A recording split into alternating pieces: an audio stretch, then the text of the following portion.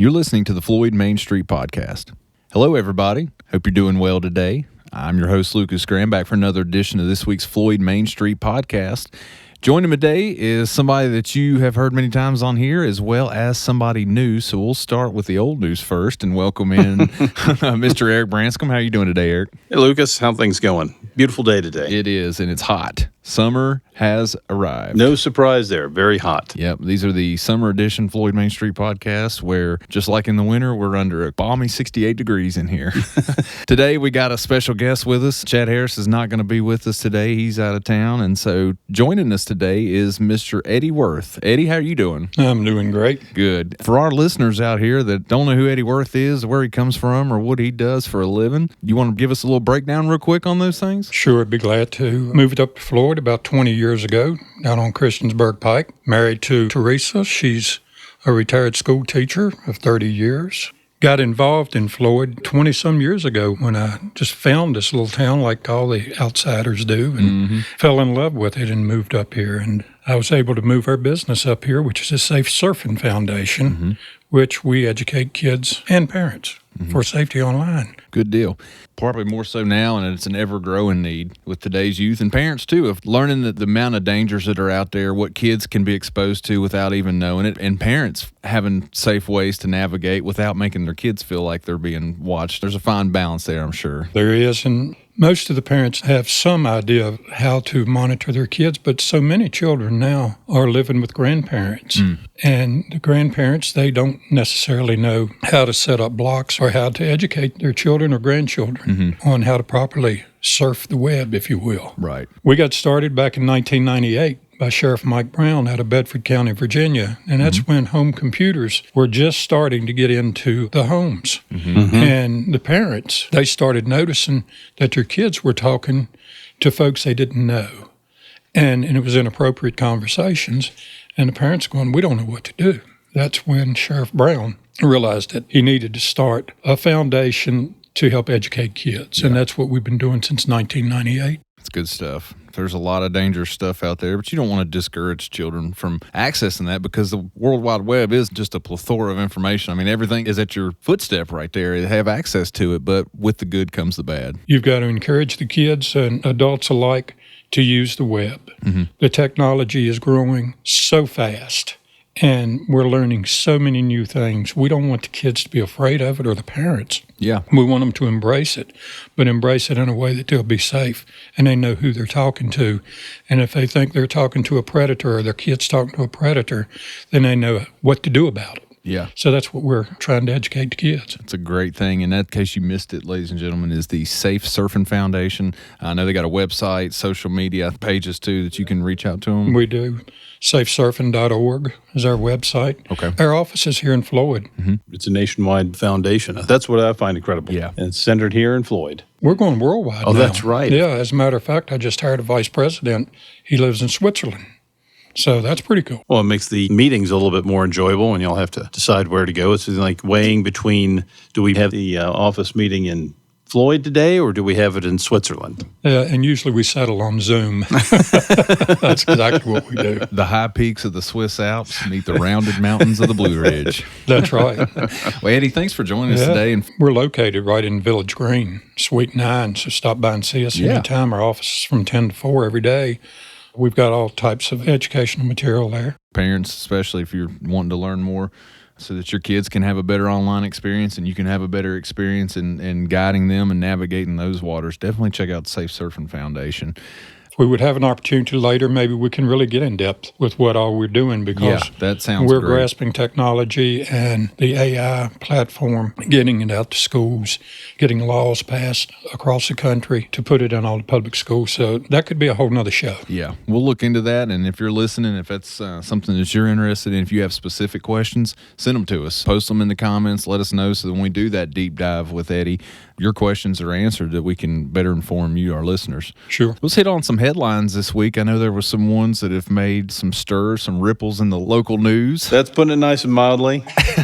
For anybody, I guess, that hasn't heard anything yet, I would say the top story this week would be federal agency ICE made an appearance in Floyd County over the weekend. On Saturday, it was reported that they made an appearance in the Willis area at Dino's restaurant. Eric, do you have any information about this ICE event? Well, I talked with the deputies that were there and the state police officer that responded. Floyd County is not really involved in that in any other way other than the officers that showed up.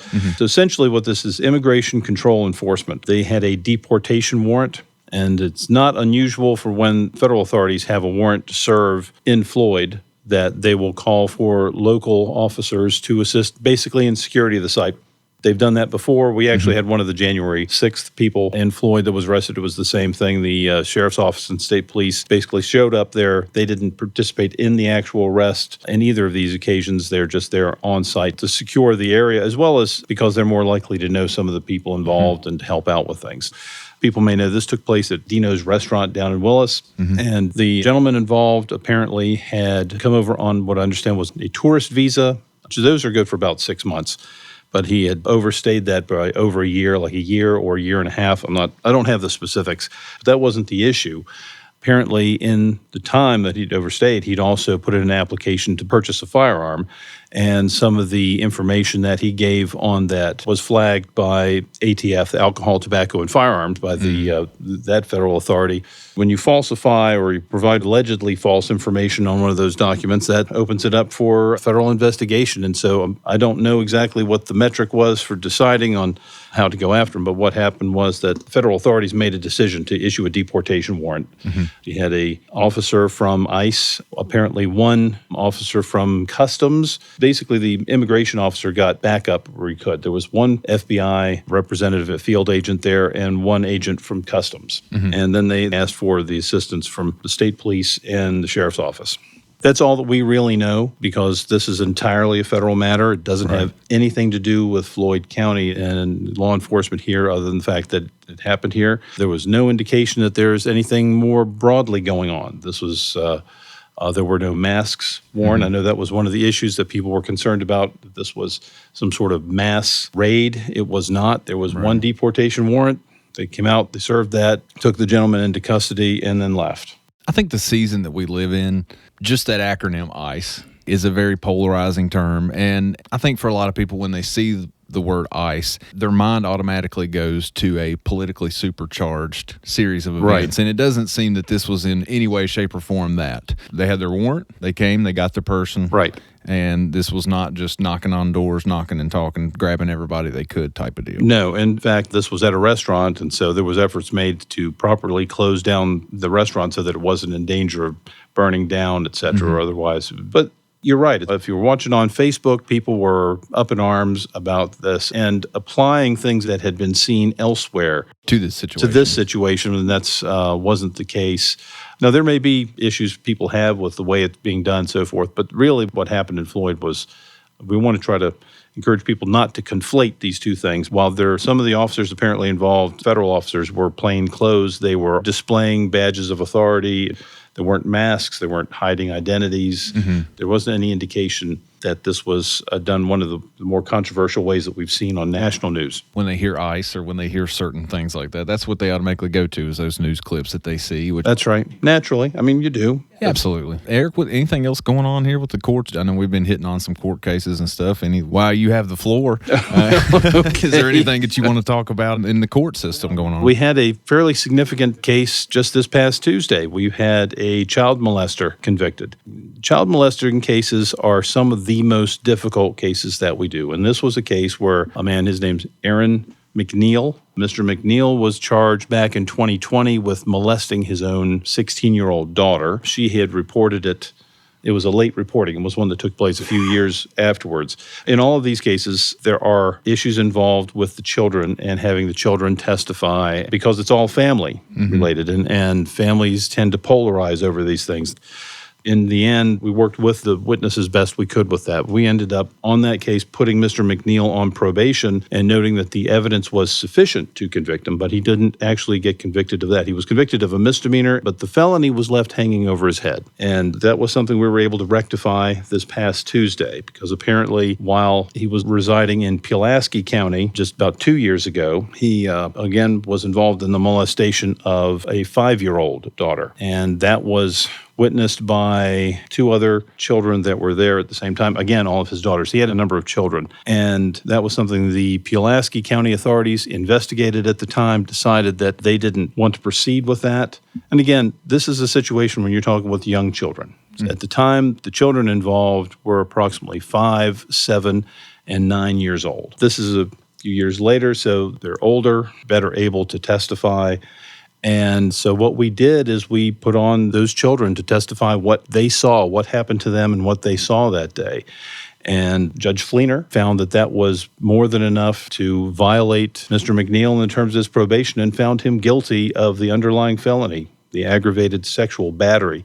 So he is now a convicted violent sex offender. He will be sentenced in September, and I believe that the original victim will be coming back to testify in that, as well as the other children involved in this. So this was a big win for us to finally get this one to justice. They're very difficult cases. They're emotionally draining, but we have an excellent staff here that worked with that. Teresa McKenzie, Kelly Weeks, Tommy Turman, Becky Cochran, all working together to get this case done successfully. Team effort. It was. It was a massive team effort. Eddie, on this general topic, I'm sure dealing with safe surfing when it comes to prosecuting or even finding these predators, you're familiar with the logistics, just really how much work goes into it. I was in Eric's office this morning, and he was kind of filling me in on it. And I'm going, well, another day. I mean, this isn't anything new. I hear this from all over the country. Sadly, it's and true. It's every day, and you almost get cold to it. And you got to shake your head and go, wait a minute, these are kids, these are human lives. I was just on a situation that a grandfather was molesting his granddaughters over a period of years. Well, at the time, he was like in his 50s, and these kids grew older, and finally one of them told. And that brought, here's 3 more children came in and goes, it happened to me too. And that happened not in Floyd County, but nearby. And now he's been sent up a river, and I'm sure he's having a rough time, and I hope he is. Yeah. It's happening and happening and happening, and it happens right here in our hometown. One of the issues they have is families don't like to face this, and we often deal with the fact that there are denials. The families split. They don't want to bring it up because the people in the family don't believe this person could ever do that. Right. Not because there isn't the evidence there, not because there isn't the testimony and the corroboration of the witness, but they simply don't want to believe it, and so they don't. And it leads to polarizations within the families. It tears families apart. I think if you can't emotionally wrap yourself around the concept, it's hard to mentally wrap yourself around that concept. If you can't emotionally accept that the person that you love, your family member that you care for, is capable of doing this, then you're probably not willing, at least to accept mentally, that, okay, this really did happen. I mean, like you said, it's our grandfathers, it's uncles, it's brothers. It could be any of those things. And who wants to admit that when it's your own family? But like Eddie said, you got to remind yourself, these are kids. And it's all walks of life. Yeah. It doesn't matter. Judges, right? Everybody can be involved in this. It's not limited by education level. The main limiting factor is just the fact that there are children involved and the number of children. And in this particular case, the McNeil case, Mr. McNeil had a large number of children. Most child molesters don't tend to molest their own children, but if there are stepchildren, they tend to be. They do tend to target children that they have an affinity for. It's almost like a sixth sense that they can find the best target. And you'll see that over time that most of these offenders will paint the victims as liars and have other issues so that if they were to say anything, they're discounted. Another thing is you think families are bad about not knowing what to believe or who to believe. Have a pastor in a church go sideways and watch a church divide. You see it just tear a church apart. I grew up as a preacher's kid. I was a PK. And so the term that I would always heard, whether it be that something completely unrelated happened in the church, though, it creates what's called church hurt. Talk about how deep a church hurt is. And I think it's because you go to church, your guard's down, because you're in trust, right? You're vulnerable to what this pastor's given you, and there's a lot of trust in there. And I think that hurt cuts so deep because it is somebody that should be completely entrusted. And then to have it on that level, like you said, that's exponentially greater than what we were just talking about with family even. When you start talking about these type of crimes, it's not just the victim that is torn apart, although that is horrible for the victim, but it rides with the parents, the families, the siblings. They have to live through all of these emotions as well, and it's horrible, horrible. So we've got to educate kids. I kind of bring it back to what I do, and I guess it's normal, but we've got to educate the kids. We've got to educate the parents, grandparents about what to do when you see something going on, or if it doesn't feel right. Usually your gut will tell you something's not right. Maybe that's when you need to look into it a little deeper to see. The other thing is making sure you've got law enforcement that's willing to do the legwork with something. In this case, in the McNeil case, we had some excellent people here in the Floyd County Sheriff's Office. That was Rusty Stanley, headed up the first investigation, and investigator Rose Ellis over in Pulaski worked the one over there, and she believed in the case, and she helped us put this second part together and gave us an idea with things. But I mean, the main thing is that you have people that are willing to go that extra mile because they are not easy cases. Right. If you could sit down, most of the kids do not want to talk because they're afraid. They're deeply afraid. They've got somebody that they've been living with that has been tormenting them and telling them in whispers that they're going to do something horrible, like kill someone that they love, kill an animal that they care about, something like that, something terrible like that. Right. And we have to work with them just to make them feel comfortable. It's not about getting them to say a particular thing. It's just to get them to the point that they feel that they can talk. They're even willing to be forthcoming with any information. That's right. And often we'll have counselors work with them, but a lot of times it's just a matter of getting them ready to testify. And so it's that extra level of work is something that the Commonwealth Attorney's Office here has put a lot of extra work into. Our numbers are something like we had a 300% increase over the past few years of the number of child molestation and those similar types of crimes that we prosecute. And it's not because our numbers are any different. It's just that it's a matter of the amount of work that you go into it. And then the other thing that we've seen develop out of that is that when they see these things out there, that people feel that they can come forward, that someone's going to do something, whether it's, in the schools, in the churches, in the homes. So the word gets around that someone has finally been held accountable, and then we have more people show up and report things that they felt afraid to because they didn't believe anyone was going to do anything. Well, I've spoken with people who felt that the sheriff's office or the state police or whoever were not going to do anything because they'd called before and they were just kind of dismissed. And that's something we have worked hard to overcome. And we've got some excellent investigators here. And I know with the state police as well, we have some excellent people that have really pushed hard on some of these cases. Yeah. Well, the Internet Crimes Against Children Task Force, 62 of those now across the United States. And one of the first ones to be developed was out of Forest, Virginia, right outside of Lynchburg. And that's when Sheriff Brown realized what was going on. But those men and women, I don't know how they do it because they're sitting behind a screen talking to the bad guys all day long. And they pose as juveniles, don't they? They do. But when you're talking to kids, number one, they're talking to somebody they don't know. And you're trying to get them to open up to you. They're scared to death because they think they did something wrong. So gaining that trust for the child just to tell you really what happened is difficult. So you have to be very careful. This is a fantastic topic that we absolutely need to deep dive on. Well, we can do that. Absolutely. So everybody that's listening, if you've gotten anything out of that, got any questions or comments, please throw it in there so we can make sure those get brought up. But for the sake of time, I think we're going to keep this trainer rolling. It's been a great conversation, and I look forward to continuing later. Well, I mean, there's lots of news this week. That's not the only stuff. There is. We got a boil notice for the water for town residents. How about that? It's not like we're Flint, Michigan.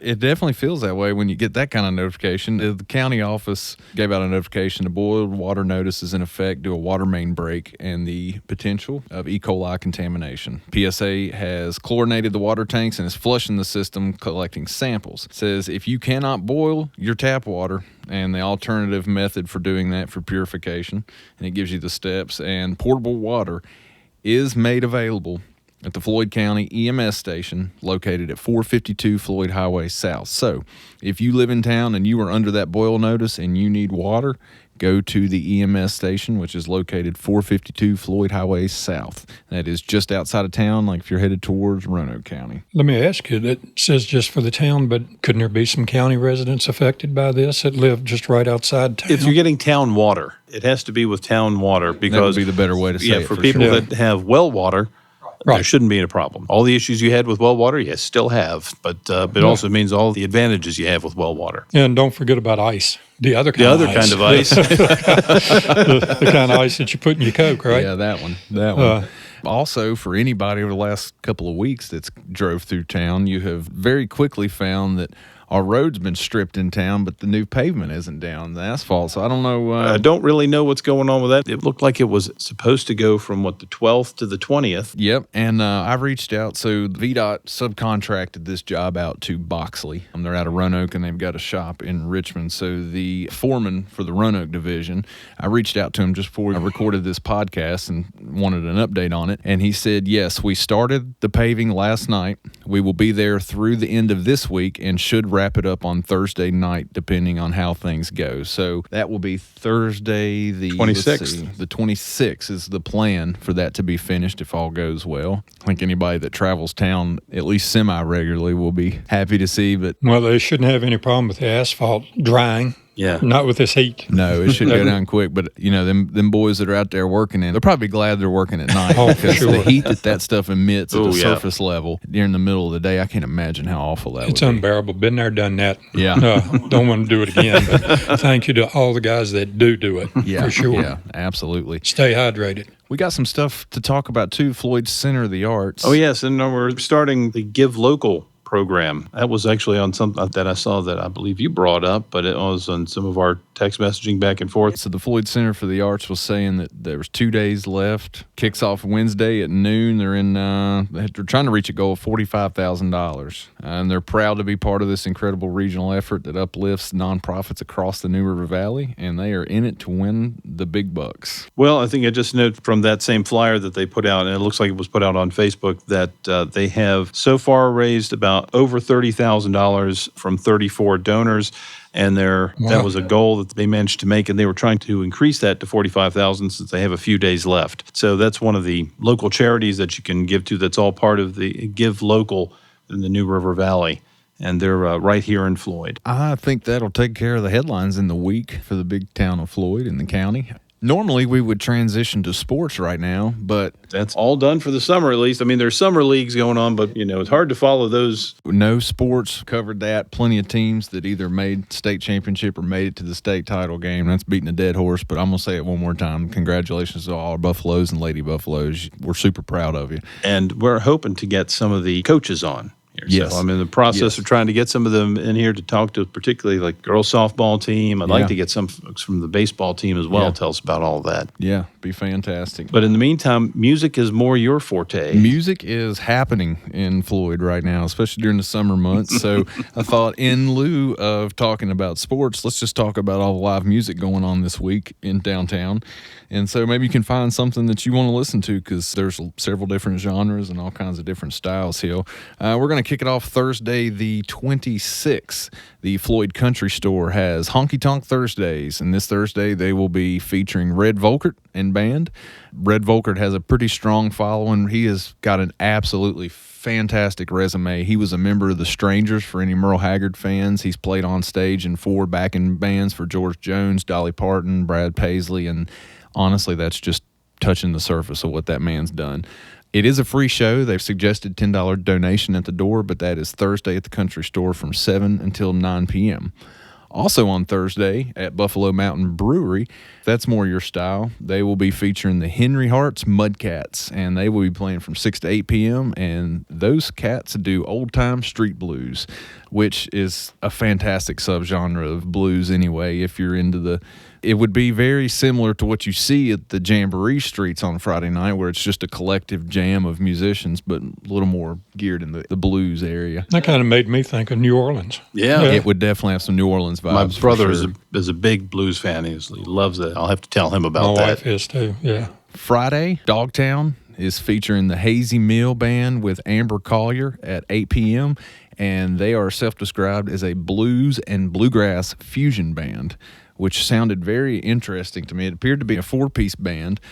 Looked like there was some mandolin, some guitar, and I saw a saxophone. So I'm thinking that saxophone and bluegrass. Yeah. You don't often find that combination. No, but Kind of makes me think of a new kind of genre, maybe some type of a rap genre with. Do we have any hip hop and banjo Yeah, combined? that's all we No, we get all that together. that might be coming in the parody category. Call Mike Mitchell. Maybe he could put something together. Yeah, that's right. Saturday, we're going to start earlier in the day. The Buffalo Mountain Brewery will be hosting Jimmy the Jammer Wilson. He is a solo acoustic act, and I've not ever listened to Mr. Wilson, but every picture I looked up of him playing, he was in his bibbed overalls and straw hat, and just him and a guitar.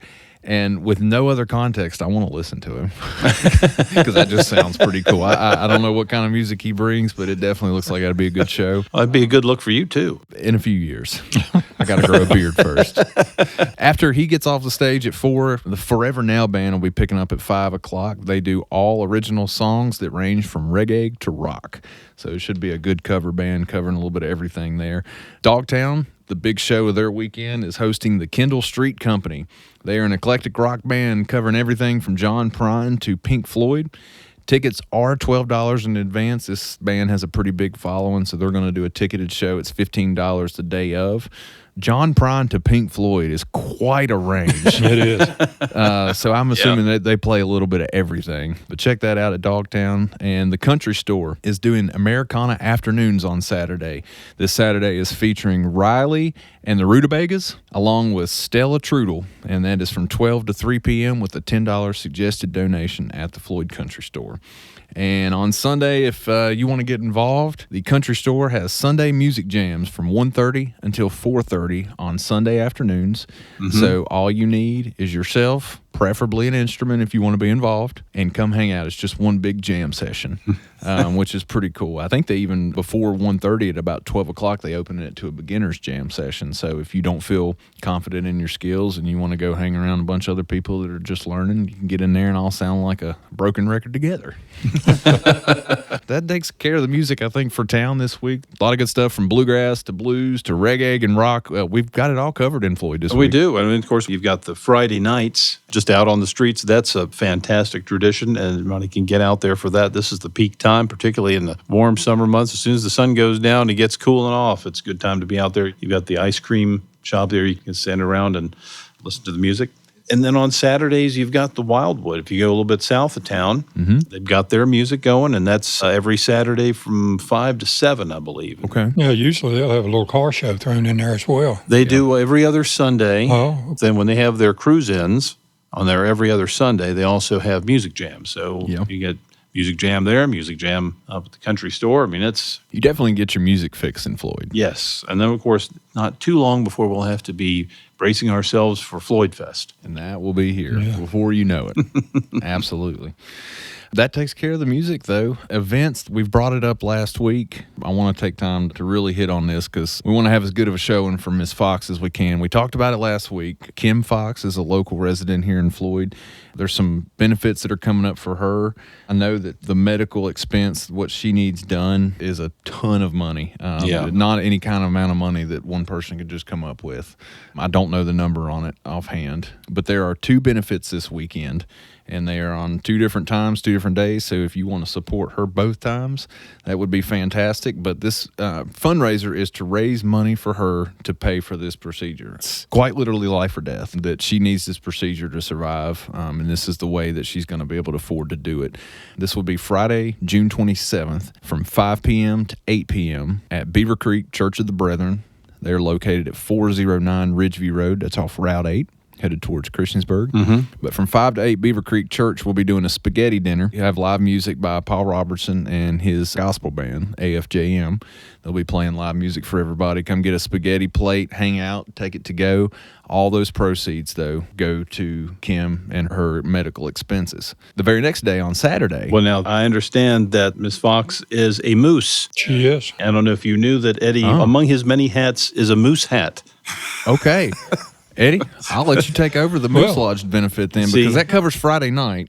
And then the one at the Moose Lodge is Saturday. That's right. It's downstairs in the social quarters there. It starts at 7 a.m. It's a breakfast, and it lasts till 11, and we're asking for a $12 donation for that. And I can verify that we have some really good cooks down at the Moose Lodge. And you're talking about a homespun breakfast, now you're going to get one. So we talking eggs, sausage, gravy, the whole... Potatoes, you got it all. All of it. All of it. It's great. Good deal. And the Moose is going to throw in a pretty good donation on top of it as well. So that's Friday evening at 5 at Beaver Creek Church of the Brethren. And if you don't catch dinner, or you do catch dinner and want breakfast too, just get right up Saturday morning, 7 to 11 at the Moose Lodge for a breakfast. And all this benefits Kimberly Fox, and we're going to try to raise money so she can get that procedure done so we can keep enjoying her presence here in the county. Kim's a sweet lady, anybody that's ever talked to her. She is. She used to work up at the school. She's driven the bus. And she's just good people. And I can guarantee you that if these benefits were for somebody else, they'd be there. She'd be there buying. She'd be without a doubt. 2 or 3 meals. Be back there cooking.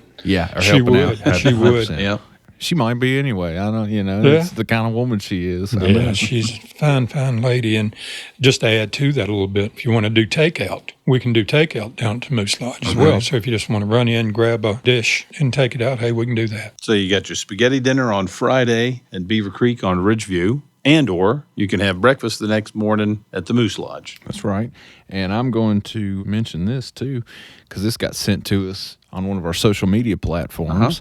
This week, beginning June 25th, which will be Wednesday, so the Wednesday, Thursday, and Friday, we forgot one Bible school. The church has reached out and asked us to notify everybody of it, but the Floyd Church of God is having Vacation Bible School. Their theme for this year is Nights at the King Square Table. Nice. Which looks pretty fun, but that is June 25th, 26th, and 27th at the Floyd Church of God from 6:30 to 8:30. So add another Vacation Bible School from right here in town. That's the one here in town, right? Yeah, right below Food Line, and I've seen signs from just about every other church in town that I think there's some Bible school. We've touched on a lot of them. I think we have to apologize because there are so many. I'm sure we couldn't get them all. Yeah, and that church actually reached out to us and asked us to send that on the podcast. Can I jump in there? Please do. Sure. At Safe Surfing, we have all types of literature that we could pass out to these churches if they like to hand out to the kids and to the parents.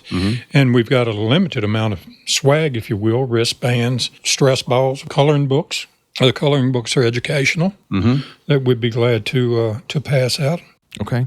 Absolutely. So if anybody listening, your church is interested in that, that would be a great partnership with Eddy and the Safe Surfing Foundation to work together to maybe get your youth groups together and absolutely have some conversations about this stuff. Because, I mean, it's been this way for easily, a decade, 2 decades at this point? Oh, yeah, almost 3. Very true. And it seems like it more and more prevalent every day. And technology's changing, and we've got to always be ready. We can't get complacent in things because that's when you get caught with your guard down. Well, artificial intelligence is coming on strong, and we're trying to keep up with the predators. I don't know that we'll ever be able to, and I hate to turn this whole show into safe surfing and predators. It's kind of a bummer, but it is something that's coming on strong, and we do have this organization in Floyd, Virginia, of all places, which is great. Right, absolutely. Well, last-minute addition to our opening day here is the Spikenard Honeybee Sanctuary, which is right on the road where I live. Should know about this.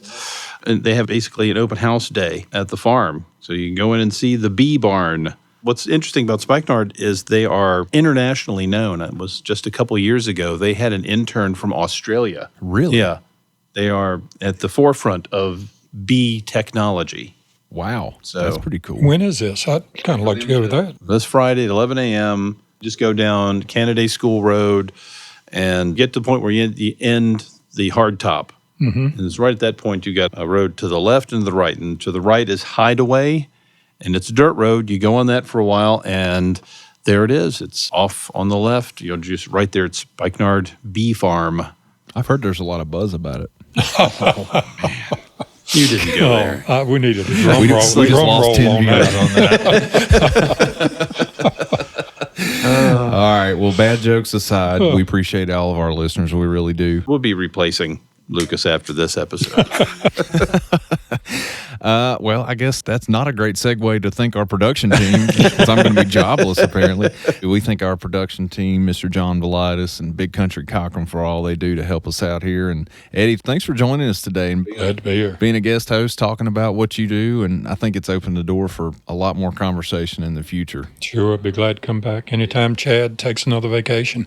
We do appreciate everybody, though. Again, check us out on social media. Remember to like and subscribe to us on YouTube. And if you have any questions, concerns, any things you want to talk about, message us. So, in fact, there's one of our listeners wrote in with an idea for something for us to look into about what the town of Floyd has been up to and some of their things. So, in any event, we're following up on those as quick as we can and trying to get more people in for interviews and give us different perspectives for things around the county. Absolutely. But until then, you all take care of yourself, take care of your loved ones. Have a good evening.